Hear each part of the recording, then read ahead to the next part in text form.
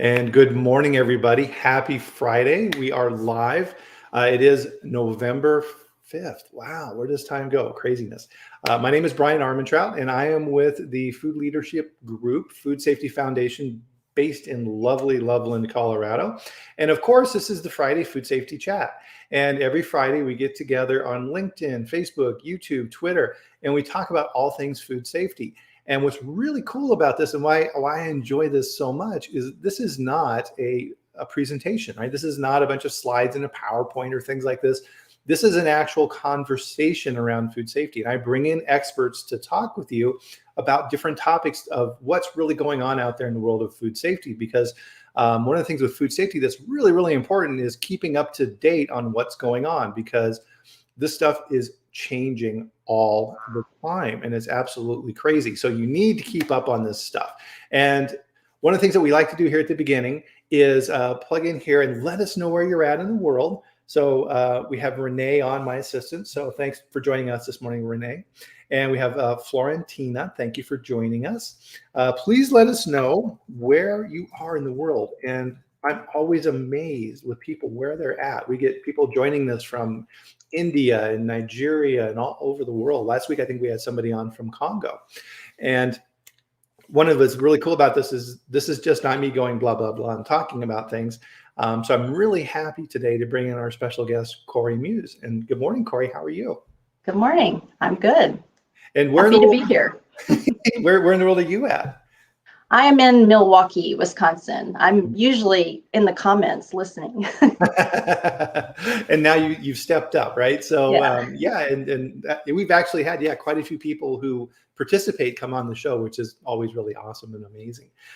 So of course our friend Jill is here over in Minnesota. Bana, hi, Twin Falls, Idaho, nice. Anna Marie is in Atlanta. Belle is in California. Wendelin is here. Nice to see you, Wendelin. Wendelin's going to be on the show here coming up pretty soon too. So really excited about that. She's really, really plugged into what's going on in the DC area. So that's going to be really cool too. So how's your weather back there in Wisconsin? Is winter starting to come, or how's that looking? Yes, it's getting cold. We're getting the snow shovel out. It's not snowing yet, but definitely it's getting dark sooner, and I can feel it. Oh yeah, I mean, it's so hard to get out of bed in the morning, isn't it, right? It's dark, and the house is like 65 degrees, and you're all huddled up under the blankets. You're like, no, I don't want to get up. But the dog is demanding that they go out, and you really don't have a choice. So up you go. So Anna Maria says she's got the painting too. How awesome is that? We were talking before we came on here live. I was commenting with Cori on her picture there of it's kind of cut off there at the top, but that's a frog, and it's awesome. I love that. Good morning, Bryan. Stephanie's been on the show as well in Germany. So nice to have you as well. So I'm of course in Loveland, Colorado, and it's been an interesting fall here in that so far we still haven't received any measurable snow, which is an anomaly. Normally in Colorado, you're having some type of snow in the Denver metro area, up here in Fort Collins, Loveland area in October, and we haven't had any yet. There was a little bit of flurries a few days ago, but that was it. So there's nothing in the forecast. It's going to be like 75 here today. Wow. Yeah, which is awesome. So we're pretty happy about that.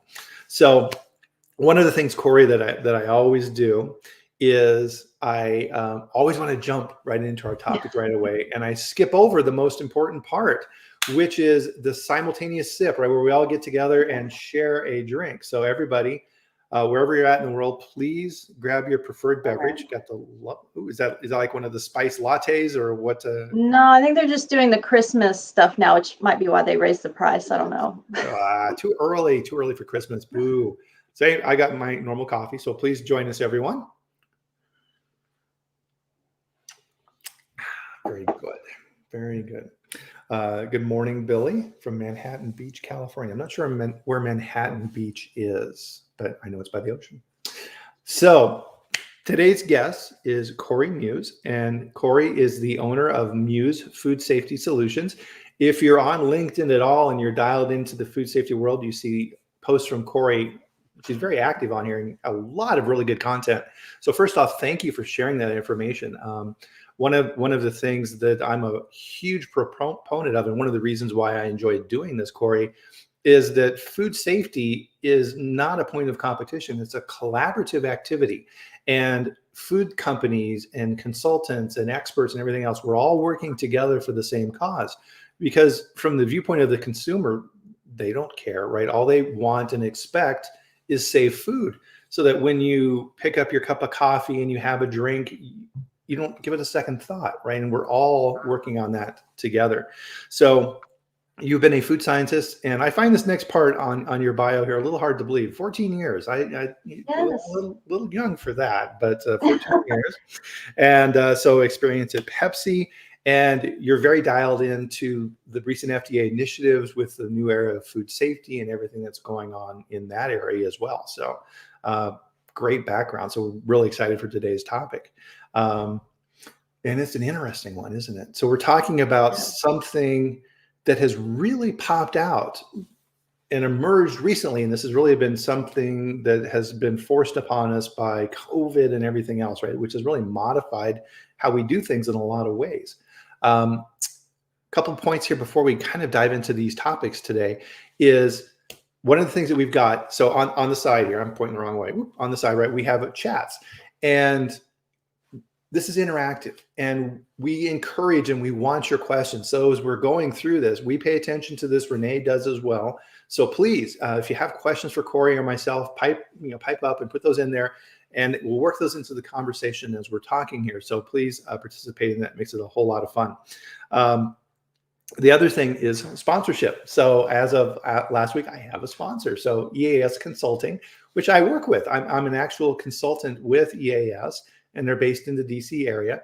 They have just in the food area, and they do other things as well. So dietary supplements and other areas too. But in the food area, Cori, they have over 100 experts in that area with on average, over 20 years of experience. And so you're able to go in there and find experts for crisis management or special situations, or if you want to build your GFSI systems or all kinds of things. And one of the things that I wish, Cori, I had learned earlier in my career when I was managing quality for food companies was you don't have to do everything on your own.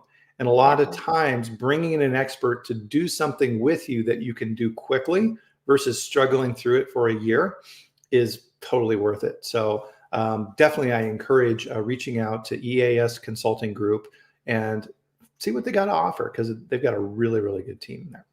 So today's topic, very interesting, very, very interesting. So I think really with COVID, Cori, we've seen this change. And I know my neighbors across the street do this with Costco, right? Food deliveries, right? And we see this all the time. And I know this is an area you pay really, really close attention to. So let's kind of dive into that. Good morning, Mitzi. Nice to see Mitzi here as well. So with this, then we have different categories that have been kind of emerging, right? So how do you kind of break these up in your mind? Yeah, so I think it kind of, the business model, like you said, came up in COVID. Some of these different ways of doing business were under the radar a little bit, and their volumes were less. And then COVID hit, and everybody wants to stay at home and order food. Yeah. But I kind of see when the FDA is talking about e-commerce, they're kind of lumping together delivery services like DoorDash, Instacart, pizza delivery, which we've been doing pizza delivery for decades, and I think we have that down. And then you've got the restaurants and the traditional retail, like your Albertsons Deli or Applebee's, and then you have this other category that I find to be much more unique and also much higher risk, which is the meal kits and the things that they're calling, direct B2C. And so I think they need to be regulated differently than a pizza delivery company or an Applebee's, because, the implications are much different. Oh, absolutely. And so with these, so the delivery companies, and we see this, I here in Colorado, we have King Soopers, right? Kroger's. And you go to the grocery store and you buy some food and things like that. And you see these guys going through the aisles with these giant blue carts, right? And then they're going through and they got the bins and they're picking stuff off the shelves and these type of things. And they're tootling through the whole store. And then I'm kind of watching this, and they've created a staging area, right? So I'm assuming behind the scenes, because you can't see this, right? They'll fill up their carts with whatever they need. Then they go and they put them in this staging area, which as the public, we don't see. And then the other piece that we see is when the cars show up, right? So then there's a parking area outside and you got all the cars lined up. And then they take these little blue carts out there and they fill up people's vehicles and off they go. So part of the question I was wondering then, Cori, is how, if you're going through this process and you're picking up milk or other refrigerated items, how long is it sitting in that cart?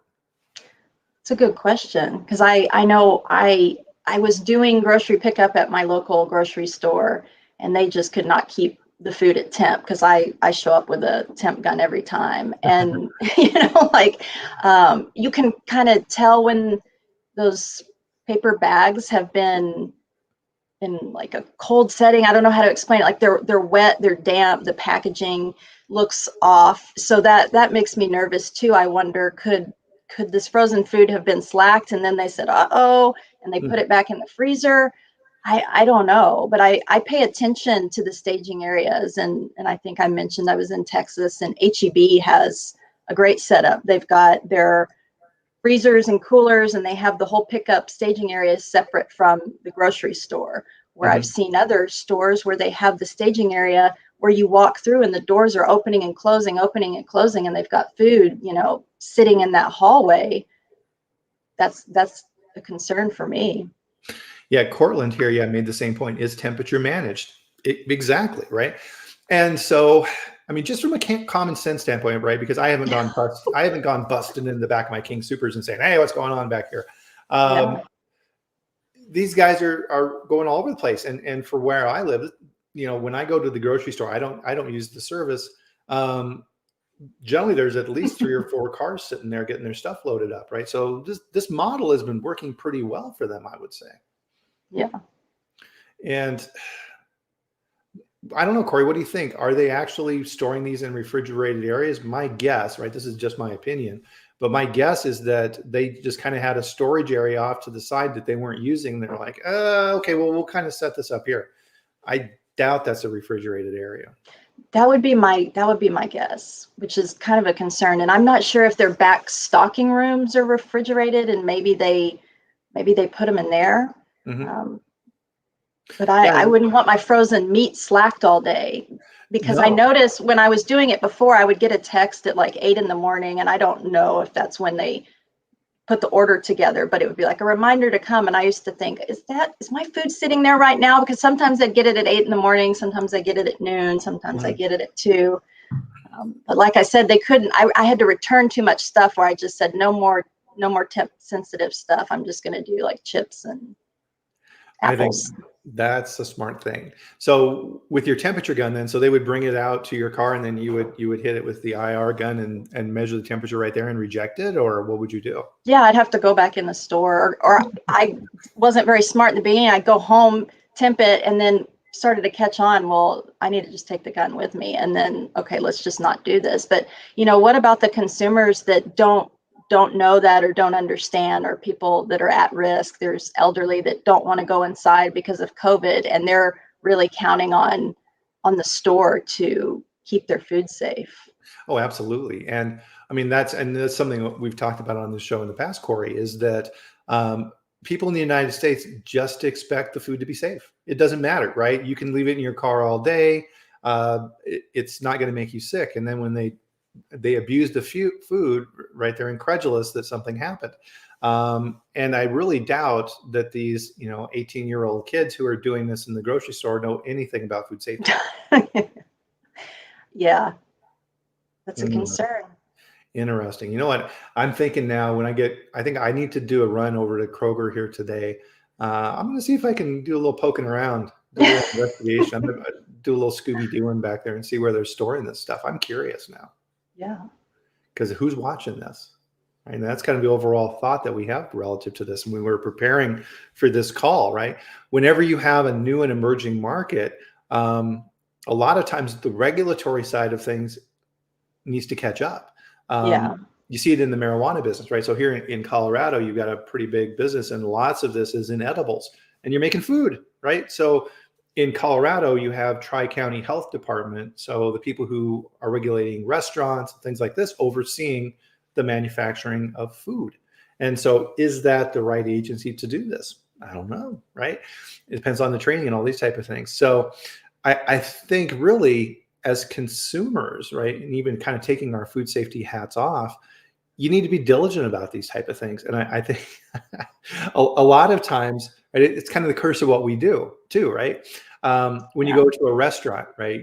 I know I do this, right? You're kind of looking around and you're like, hey, that server's got his thumb on the plate. Ooh, right? You know, you see things like that, right? When you're in food safety, it's hard to turn that off, isn't it? It really is. So, I mean, yeah, so there's who else? So we have Kroger who's doing this, right? So you have your grocery stores that are doing this. Amazon is doing this, right? Yeah, and Amazon concerns me. You know, they had the public meeting and all the big companies came to talk about smarter food safety. And really the only company that I heard say anything remarkable to food safety was Instacart. And their senior director of food safety, his whole presentation was about food safety. So I would have confidence in them. The others, it was concerning that they never really mentioned food safety. Amazon talked a lot about their, automated processes and their systems, and that's great. But what happens when the robot fails, or what happens, who cleans the robot? What do you do with returned food? I was talking to someone and they said they don't believe that you can return food to Amazon. But during the thing, they said they're sending meats in the mail, not mail, via Amazon. And I've never seen them pull up in a refrigerated truck. Yikes. I mean, yeah, you're hoping that these companies know how to properly pack it and things like this. And from working in the food industry, you're working in a production facility, and let's say you're doing environmental sampling, and you have to then send those swabs back in a cooler, and you've got the blue ice and all this type of stuff, right? During the summer, I mean, sometimes it was a crapshoot getting this back to the testing laboratory and meeting temp. And, there would be times where the lab would reject these. So it definitely happens even under the best of situations. And plus on those sides too, Cori, you have to figure for like Amazon, let's say they do a great job and they've got all these systems and they get it to your house at 9 a.m. and it's sitting on your porch and you don't come home from work until 6 p.m. and it's sitting there all day. Yeah, that was something Dr. Hallman at the FDA meeting talked about, is most of these companies, and he did a study, and I think it was between 500 and 600 of these companies, and none of them are registered. But they're, I think I lost my train of thought. Yeah, I mean, so I think your point around, these different companies, right, is Amazon's not making anything, right? They're just the distributor. So you're a company and now you're doing your stuff through Amazon. And I don't know behind the scenes what type of rules Amazon is employing with these guys. Yeah, I just remembered what I was saying. He was noting that these deliveries don't require a signature. So, I mean, the meals in a box, butcher box, I've never ordered from them, but I've always wondered that you're ordering meat. How do they validate those temp controls? Do they validate them? Common sense would kind of make you raise an eyebrow. Getting meat in a box on your front doorstep is, I don't know about you. I like to get it home from the grocery store very quickly. I don't like leave it in my car and bring it in a few hours. Like, oh, it's okay. Well, yeah, and then you have these meal kits, right, where you have a combination of stuff. So you've got everything that you need to make a meal, and you may have leftovers from that where you don't use all the ingredients. So let's say that in the meal kit, you're making a beef stew. So you've got raw beef and you've got carrots and onions, right? That's another thing going on right now. And celery and what have you. And let's say you don't like celery, and so you don't throw it in the stew. Well, those celery stalks were sitting in there with raw meat in that box. And now all of a sudden you put some peanut butter on your celery to eat as a snack. It may not be good. I know. So definitely lots of things to think about in those areas too, right? So we've got grocery stores that are doing this pickup service. We've got Amazon, these other companies that are delivering right to your door. And then these meal kits. I haven't done the meal kits myself. And I don't know if you have or not, but let's talk a little bit about the meal kit side of things then too. I think that's worth exploring, especially in light of this big onion recall that's been going on, because I think some meal kit companies got caught up in that too, right?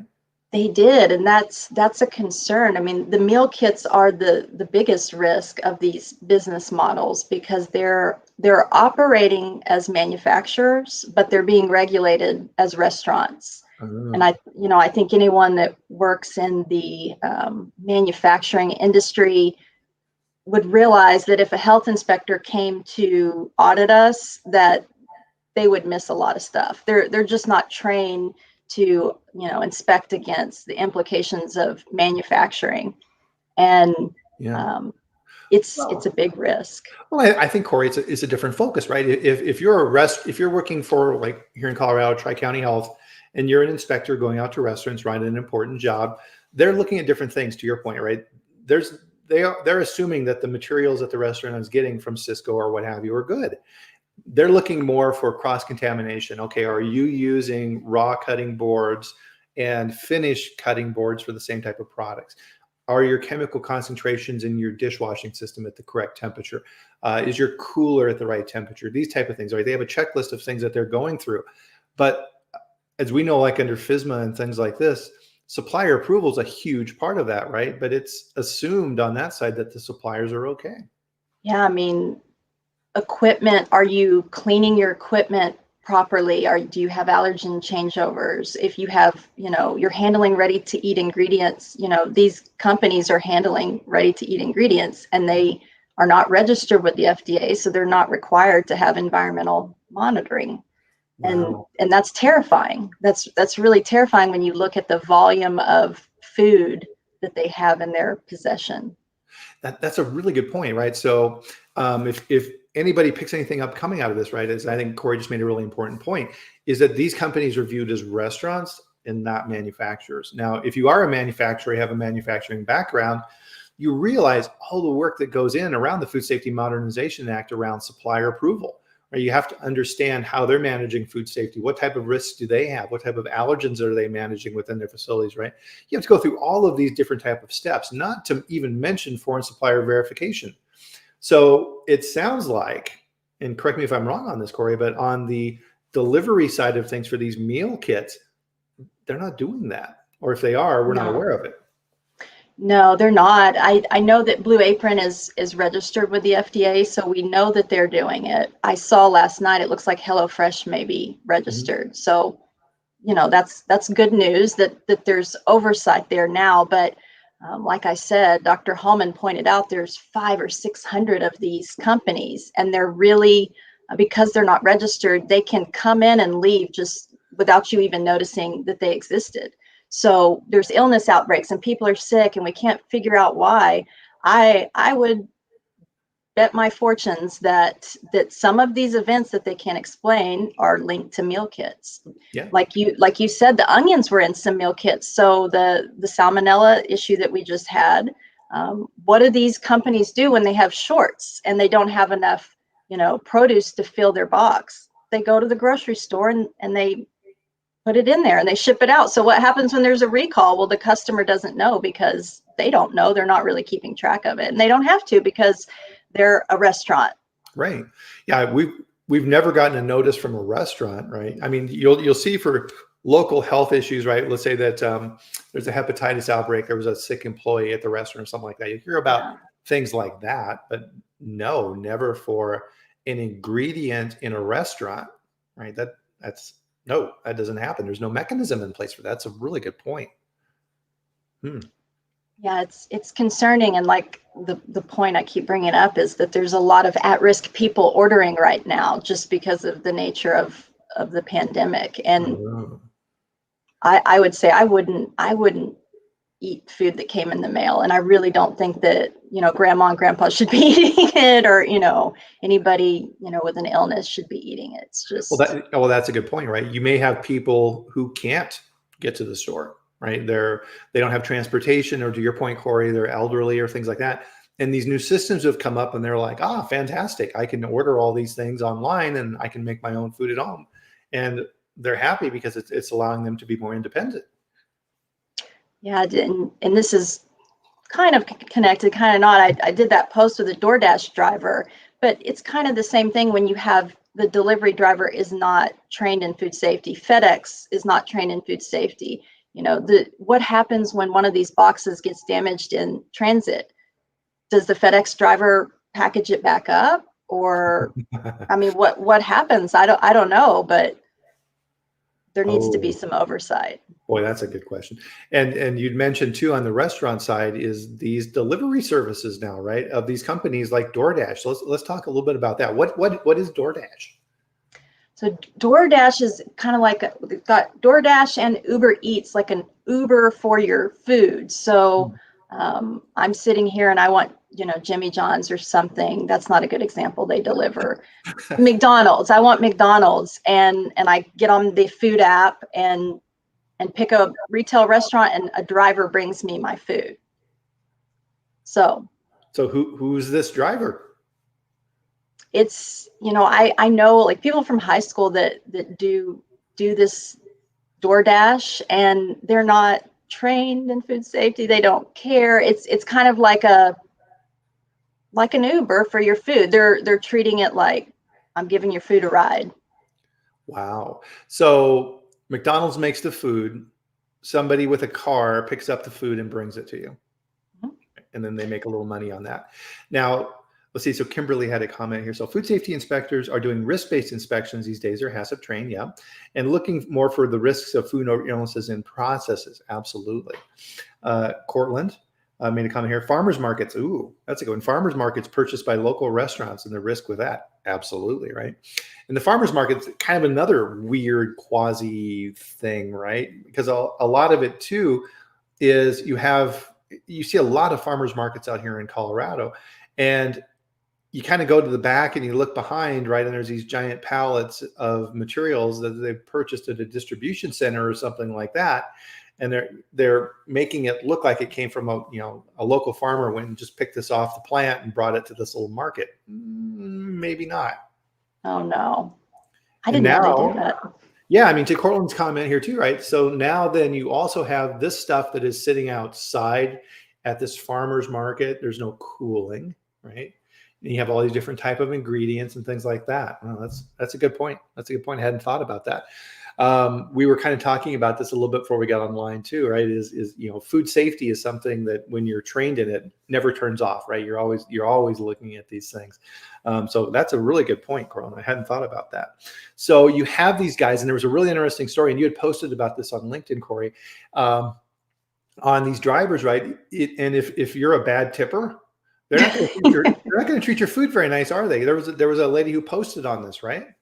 Yeah, and all jokes aside, I mean, it sounds like some of these companies aren't treating these contractors very well, and they're creating conditions that is motivating employees to retaliate. And unfortunately, that retaliation is at the consumer's safety. Right. But yeah, this girl was mad. She didn't get a good tip and left cold, nasty McDonald's, and I laughed. It's probably safe. I left a comment like it's probably safe unless the driver, didn't wash his hands and took your hamburger out. But I worry about those sensitive foods. I've seen sushi on DoorDash and Uber Eats. Ooh. You can order sushi. I don't know if I would order sushi. Right. So from reading through that story from this girl who had posted this, who was doing this DoorDash thing too, they can, if the driver isn't going to make enough money on the delivery, they can reject it. So that food just sits there in the restaurant, right? Until somebody picks it up. Yes. And if you ever notice at an Applebee's or some kind of chain restaurant, they have their DoorDash area. And sometimes you'll see the DoorDash bags and signs there, and you'll see food stage sitting. And I wonder, how long does it sit there? Ooh, that's a good question. Right. And I almost hesitate to bring this one up because it's just so, right, cringeworthy, is we've all seen these stories online of employees in restaurants, right, who are like, haha, I'm going to spit in this guy's burger, haha, right? and take a picture of it, right? And then they're idiots and they put it on LinkedIn or whatever, and it goes viral. Yeah, so you got to figure if you're a disgruntled DoorDash person who's doing these deliveries, and you know somebody is a bad tipper, or you don't like them or whatever, they may do something to your food. Yeah, and people have cameras on their doorsteps now, and they've caught guys like drinking your soda, eating fries out of the bag. Like it's kind of just the Wild West right now because it is kind of a gray area with regulatory. Yikes. So definitely guys, right? And this is the whole purpose of the food safety chat, right? Is to kind of bring these things to your attention and think about these. Now the other area that we were talking about as well too is ghost kitchens. What is a ghost kitchen? Ghost kitchen. And when we were talking about it, what my description is actually wrong. So I'll give you the real description and then that second thing I was talking about, because that's still a concern to me. But ghost kitchens are when, say, like Wendy's or somebody big has a kitchen, they don't have a staff, and they're letting someone else come in and use that kitchen. Okay. What I was talking about with you, I spoke with a chef in Canada, and I'm not sure if this is going on in the US. Maybe, I hope not. These chefs are creating like a restaurant front online on Google. So when you get on DoorDash, it looks like it's some kind of bistro or restaurant. The DoorDash delivery driver picks it up from their house because they're cooking it in their house. And because the customer's at home ordering off of an app, they don't know that it's coming from somebody's house. They think it's coming from this bistro because they had pretty marketing on the app. And like I said, I don't know if that's going on in the US, but I'm told from one of the guys that's doing it, he's doing it in Canada. And I don't know about you, but I think about people that have cats and, just a number of things in a kitchen that if there's no inspector taking a look at this facility, it's a big risk. Wow. So think about that, everybody. So I'm a pretty good cook, right? And so I could go to GoDaddy, buy a domain name, so Bryan's Bistro, and create a website and advertise Bryan's chicken cacciatore casserole, and have a menu of 3 or 4 different things on there. Take orders, pay it through Stripe or another service. I don't want to get too detailed here, people. And I could then hire somebody from DoorDash to deliver this. And if you're my customer, you're none the wiser. You think Bryan's Bistro is awesome. Wow. That's terrifying to me. Yeah, and I'm sitting in my kitchen, right? I got a cigarette in my mouth, so I'm cooking, right? Yeah, like no shirt on. Oh my goodness. Yeah, we're scaring everybody. Tia here. Eek.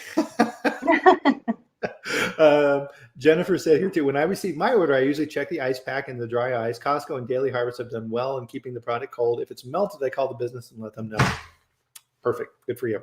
That's good, because I noticed Daily Harvest looked like juice smoothie type stuff, and that was concerning. I don't know if have you seen the Imperfect Foods, and it's ugly produce. In the commercial, I see seafood and juice in that commercial, and that kind of I hope they have juice HACCP. I hope they have seafood HACCP.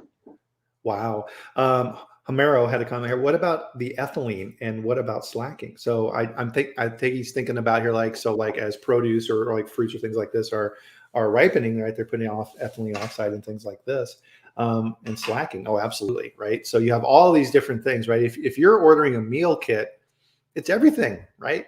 Potatoes and meat and you name it, right? And the whole selling point on these meal kits is, hey, here's everything you need to make this, and here's the recipe, and have a fun time making this, right? So you got to have everything in the box.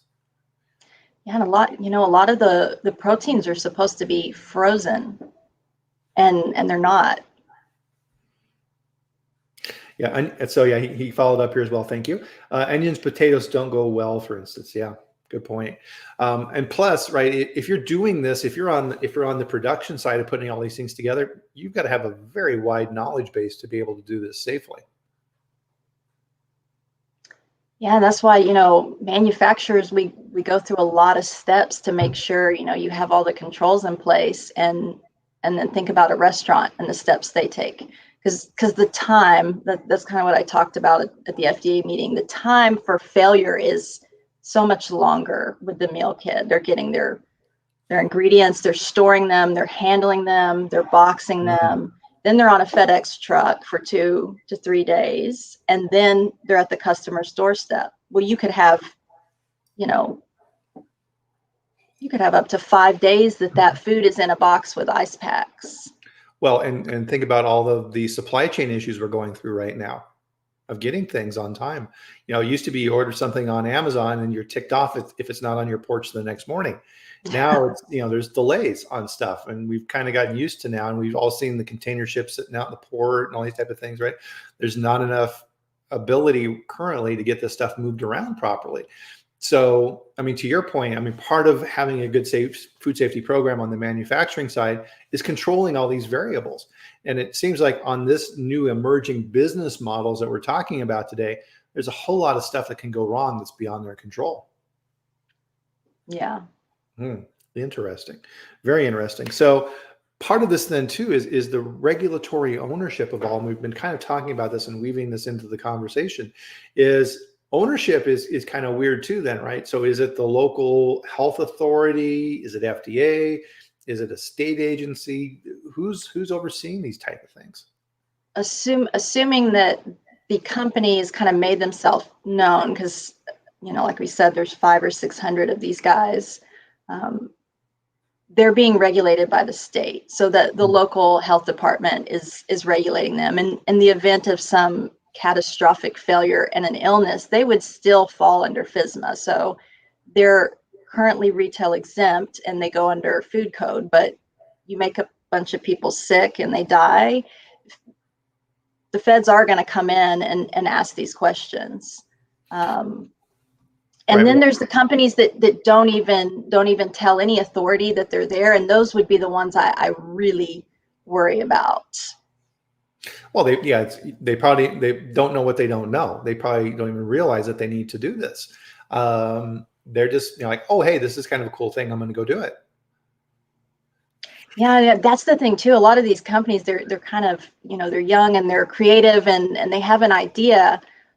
They just need a little more, risk management to go with it. It's food. It's not T-shirts. So, well, and this kind of comes back to why experts are so important, right? Is thinking about these type of issues and preventing the problem, because once it's happened, right, the horse is out of the barn, right? It's too late. And so having experts like Cori and people at EAS and things like this to help you out, these companies should be really looking at that. And I know to your point, the larger ones are, so good for them. Yeah. So what about third-party certifications? So SQF, GFSI, or things like this. Is there anything going on in those areas to help these guys with food safety? I believe some of them do have some GFSI. There's a SQF retail standard. But you might notice on LinkedIn, I talk a lot about, just because you have GFSI doesn't mean that you're compliant. And personally, just in my experience in the industry, that doesn't give me confidence in my food. So if I go to the store and someone offers me something and they say, oh, but they've got an excellent score in SQF, I don't care. That's not something, as an auditor, you don't dig too deep into how compliant they are. You just don't have the time. You're kind of assuming if they don't have any enforcements on the dashboard and you don't have a report from a regulator that they're good. So it certainly gives an extra layer, and it requires them to have, HACCP-based systems and principles. But I would argue they still need manufacturing eyes on these facilities, either as GFSI manufacturing auditor or FDA. But at minimum, they need to be registered with the FDA. If nothing else, in the event of foodborne illness, the FDA needs to know that these companies are there, that they might be a potential, root cause, and they need to go look. Definitely. So, Yeah, and I think it's kind of coming on this conversation, right? Is there's different ways of looking at things, right? There's the inspectors who are looking at things from a restaurant viewpoint, and people who look at it from a manufacturing viewpoint, and those are very different viewpoints. Yes. So, have you had any experience then going out and working in this area with clients, or have you had any success in that area? Like I've had one client that was doing kind of a startup type situation, but nothing large scale like that. Mm-hmm. Okay, interesting. So I think this kind of highlights, right, why it's so important to get that training in and working with these different companies. And one of the things that's really cool with having the sponsorship now is getting access to those resources and then helping to pass that along. And EAS has done a good job of that. And one of the things, I'm so proud of this, my little is that EAS is offering a special discount on their training program. So if you sign up for an EAS training on these type of topics or all the different type of trainings that they have as well, they're going to give you a 15% discount if you use my code Bryan. And I don't think it's case sensitive. I haven't heard that yet. So you may not have to do it all in capitals, but like I have here. But if you put Bryan is a discount code when you're checking out, they'll give you 15% off the training, which awesome. Gotta love that. So good on EAS. We appreciate all your help in that area too. So let's kind of bring this back up then to the 30,000 foot level. I mean, we've covered a ton of ground here, and we've had some really good questions here and comments. So we appreciate everybody. So what's kind of your takeaway on these type of subjects, Cori? What should, I mean, we just don't want to scare people and then. I mean, I guess the takeaway as a consumer would be to educate yourself. And if you're ordering from one of these companies, go to their website, maybe even call their customer support, ask them, how do you do your temperature control? Do you label for allergens? Do you, I mean, ask a lot of questions and know when your food is being delivered, know what time it was delivered, and have a temp gun. A lot of these companies are saying, if it feels cool to the touch, it's safe. Like, I'm not a thermometer, and when I touch something, it's very subjective. It's not a measurement of safety. So I would say do your due diligence if you're going to use this stuff, and hopefully we can convince the FDA that they need to be registered and regulated under FSMA. Yeah, I mean, the whole purpose of these programs is to prevent foodborne illness. So there's definitely some huge risk in these areas that need to be looked at. Yeah, and really quickly, because it's growing. It grew so much with COVID, and I don't see it dying down. Technology advances and people want things, they want it now. Oh, yeah. And here we are. So, as the feds usually are, they're kind of slow and reactive. Like, this is a chance to not be so reactive. And I just really hope that they hear the stakeholders, call to say, please regulate these people. And don't wait for the big issue to happen, right? We need to nip this in the bud. So there was a point, a good tip that came out of that DoorDash thing is if you're getting the restaurants, is you have the receipt from the restaurant on the bag. So it's got a time on there of when that receipt was created. So take a look at that and see how long that's been sitting around. So if there's a 3-hour delay on that, and it was sitting under that heat lamp waiting for that driver to come pick it up, probably not too good. So and tip your driver. Yeah, definitely. We got that out of the story. Yeah. And I mean, that's common sense from life, right? Is treat people like you want to be treated. And so these guys are out there trying to make a living just like everybody else. So treat them nicely. Definitely. So wow. So we covered a ton here, right? So we've got these new home delivery services. We have grocery pickups. We have online delivery systems like Amazon. We have these ghost kitchens. We have DoorDash, all these type of things coming at us, right? You got to keep on top of this stuff. Yeah. Wow. Amazing. Thank you, Cori. This has been a great conversation. I appreciate it. Yeah. Thank you for having me. Oh, you bet. And so, of course, guys, if you have additional questions, we're here to help, right? So food safety is not a point of competition. We're here to help you with these type of things. So, of course, here on the screen is my email address, Cori's is on here as well. So please, even if you just got a question or we didn't cover something in the detail you wanted, fire us off a note and let us know. We're here to help. So as always, we really enjoyed this. These food safety chats are great, and they're great because you're here. So thank you for joining us. We really appreciate it. So join us back here next Friday. We do this every Friday on LinkedIn, Facebook, YouTube, and Twitter. And we live broadcast at the same time. So it's 8 a.m. Mountain time. So it's a nice early start for me in the Mountain Zone at 10 a.m. Eastern, or who knows what time zone you're in if you're around the world. But please join us here next Friday, and we'll have another food safety chat. And Cori, thanks again. Really appreciate you joining us today. Thank you.